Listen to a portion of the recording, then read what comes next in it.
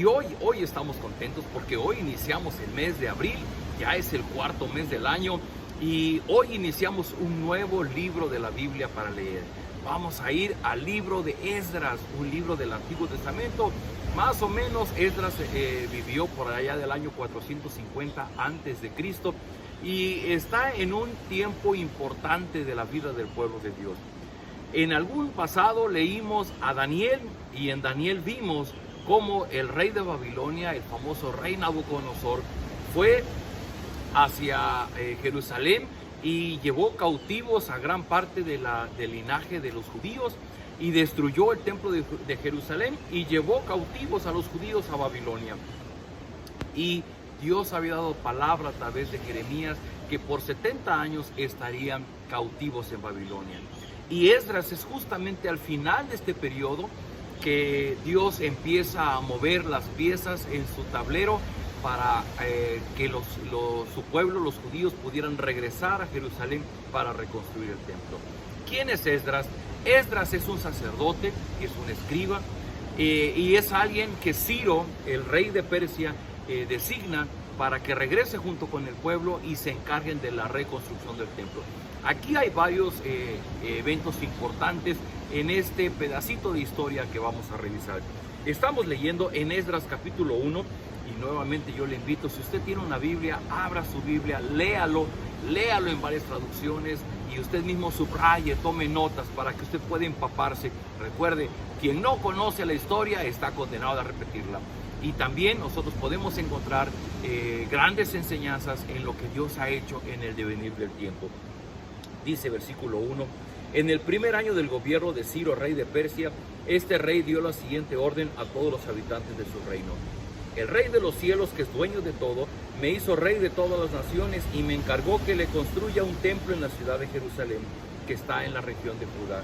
Por tanto, todos los que sean de Judá y quieran reconstruir el templo, tienen permiso para ir a Jerusalén. El Dios de Israel vive allí y los ayudará. Todos los que decidan ir a Jerusalén para trabajar en la reconstrucción recibirán de sus vecinos ayuda en dinero, mercaderías y ganado. También recibirán donaciones para el templo de Dios. Atentamente, Ciro, rey de Persia. Miren amigos, ¿qué podemos leer en todo esto? Bueno, años antes, aproximadamente 70 años antes, el pueblo de Dios había caído en la idolatría.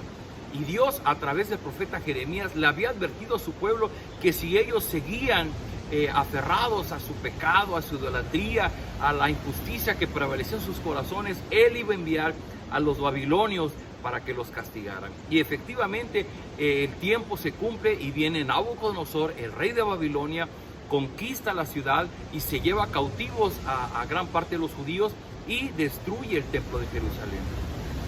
La obra de Nabucodonosor, Dios usó a Nabucodonosor para obrar justicia, para obrar un castigo sobre su pueblo.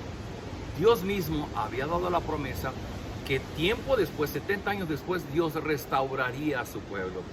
Y vea, ahora la Biblia no nos da muchas explicaciones. Lo que sí da por hecho es que este edicto que lanza Ciro, el rey de Persia, que recién había conquistado a Babilonia, y estando por encima de Babilonia, dice Ciro, vean nada más qué palabras, dice el Dios de los cielos. Y en este tiempo, cuando los hebreos se querían distinguir a Yahvé, a Jehová, a Adonai, ellos decían el Dios de los cielos, el Dios que es soberano, está resaltando el carácter soberano de Dios. Y dice, el que es dueño de todo, que me hizo rey de todas las naciones. Recuerde que Babilonia fue el imperio más grande de su tiempo, y cuando viene Persia sobre ellos y cautivan a Babilonia, los persas se quedan como el imperio más grande de su tiempo. Y es interesante ver cómo los hombres tenemos nuestros reinos y ponemos nuestros reyes y tenemos nuestros gobernantes, pero no hay un rey que pueda estar a la par o por encima de Dios. Todos los reyes de este mundo están bajo el gobierno de Dios. Por eso es que llegamos de alguna manera a tratar de entender cómo los gobernantes de nuestro tiempo no están ahí por la votación del pueblo, están ahí porque Dios los ha puesto para sus propósitos.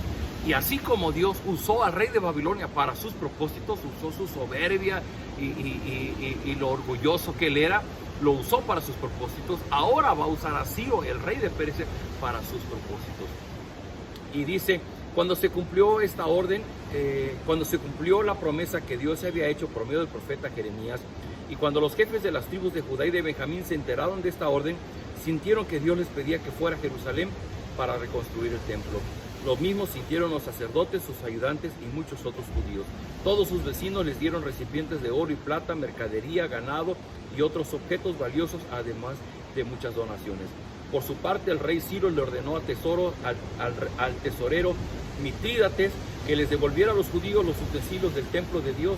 Estos utensilios los había sacado del templo de Jerusalén el rey Nabucodonosor y los había llevado al templo de sus dioses. Mitrídates se aseguró de entregarle todos estos utensilios a Sesbazar, gobernador de Judá. Los utensilios entregados fueron 30 tazones de oro, 1000 tazones de plata, 29 cuchillos, 30 tazas de oro, 410 tazas de plata de un mismo juego y una gran cantidad de utensilios. Cuando uno lee la Biblia y trata de entender por qué está esto aquí, no podemos entenderlo si no comprendemos el contexto. Queridos amigos, Dios había llamado a Abraham para formar un pueblo. Ese pueblo había caído en Egipto y se había quedado a vivir por muchos años hasta que los mismos egipcios los sometieron o les hicieron sus esclavos.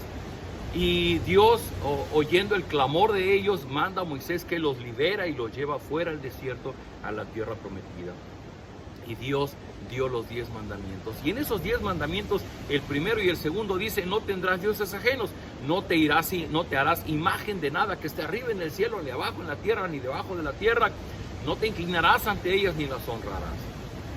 Y el pueblo, en el resto de la historia, vamos a ver que de continuo el pueblo tomó los dioses de los pueblos paganos, de los pueblos que le rodeaban, y siempre fue tras los dioses de los pueblos paganos. El primer y el segundo mandamiento: no tendrás dioses ajenos, no te harás ídolos. Y el pueblo fue lo primero que hizo, tener dioses y tener ídolos. Por esa razón, Dios castigó a su pueblo usando al rey Nabucodonosor. Pero quiero mencionar esto porque Esdras, el propósito de Esdras es mostrar cómo un Dios soberano se mueve a través de la historia, a través de los tiempos, para cumplir sus propósitos, sus planes.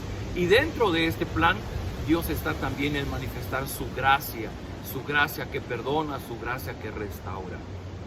Y este es un tiempo muy bonito que vamos a leer ahora en Esdras junto con Nehemías, en donde la gracia de Dios es derramada sobre su pueblo, obrando para primero la reconstrucción del templo, del muro de Jerusalén.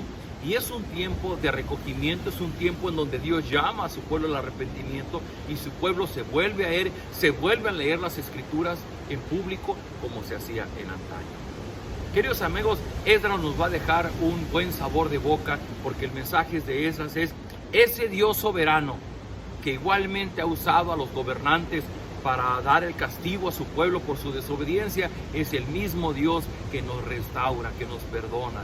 Y que hoy nosotros, aquellos que somos seguidores de Jesucristo, que hemos creído en Él, estamos viviendo bajo el tiempo de la restauración y la gracia de Dios. Este no es el tiempo en el que Dios está castigando a su pueblo. Este es el tiempo en que la gracia de Dios es derramada sobre aquellos que creen en Jesucristo como Señor y Salvador. Y de igual manera, como vamos a ir leyendo el libro de Esdras, y nos vamos a dar cuenta cómo Dios fue obrando y usando a las diferentes personas para reconstruir el templo, también vamos a ver cómo Dios va obrando en estos tiempos para reconstruir nuestra vida, para sanarnos, para restaurarnos. Así es que es un interesante libro. Yo le invito a que usted tenga su Biblia a la mano, lea junto con nosotros el pasaje, tome sus notas, subraye en su Biblia, y que este video sirva únicamente para ampliar su entendimiento del pasaje. Pero en todo momento busquemos el mensaje de Dios para nuestra vida. Así es que yo le invito a que en este mes de abril vivamos este reto. Vamos a interrumpir en la Semana Santa con pasajes propios de la Semana Santa, y al final, cuando terminemos Esdras, estaremos leyendo algo también de Malaquías. Así que acompáñenme ahora a orar.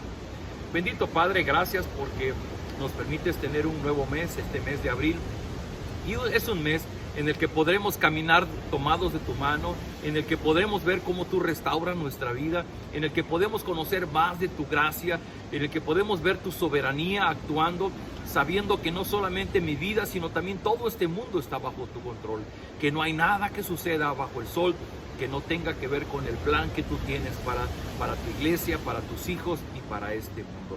Ayúdanos, Señor, a entenderlo, como decíamos ayer, que el velo de nuestros ojos se ha quitado para que podamos entender las maravillas de tu ley y que ahora en el libro de Esdras podamos leer la historia, pero de la historia entender y conocerte a ti, el Dios de los cielos, el Dios soberano que maneja nuestra vida. Permítenos descansar en esto que tú eres y estar plenamente seguros de que en ese amor, en esa gracia que tú has derramado a través del Señor Jesucristo en nuestra vida, nosotros podemos descansar en ti. Ruego, Señor, por las personas que están iniciando este mes en una cama de dolor, están pasando por enfermedad, que van a ser metidos a cirugía.